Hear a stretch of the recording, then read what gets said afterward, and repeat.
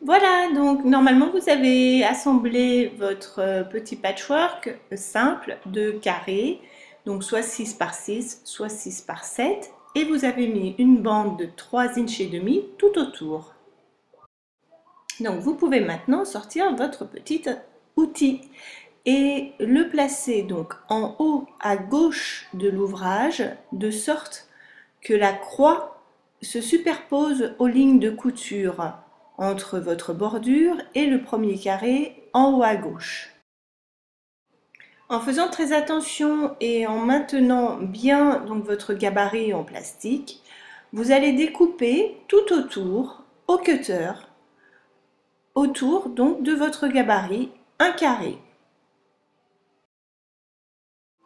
Vous décalez ensuite légèrement votre gabarit pour aller jusqu'à l'intersection vers la droite donc des prochains carrés. Et vous répétez l'opération en superposant bien donc les lignes du gabarit avec les lignes de couture des carrés et de la bordure. Au fur et à mesure, vous récupérez les carrés ainsi coupés et vous remarquez qu'en fait lors de la coupe, ils sont plutôt en pointe, c'est-à-dire sous forme de losange.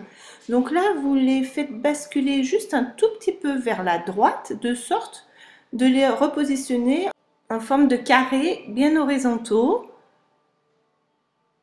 On voit déjà les moulins qui se dessinent. Donc bien précautionneusement, chaque carré découpé est positionné donc en le basculant un tout petit peu vers la droite à côté du carré précédent et vous reformez comme ça une bande. Donc dès que vous avez coupé tous les carrés correspondant à la première bande, vous pouvez les assembler entre eux et former donc la première bande, la bande du haut de votre futur patchwork.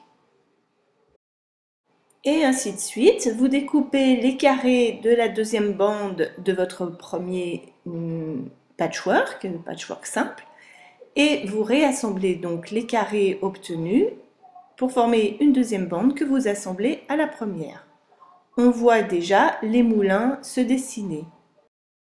Donc c'est vrai qu'avec cette technique, avec ce petit gabarit, on va avoir pas mal de chutes, pas mal de carrés que l'on va récupérer justement entre les carrés qui nous intéressent.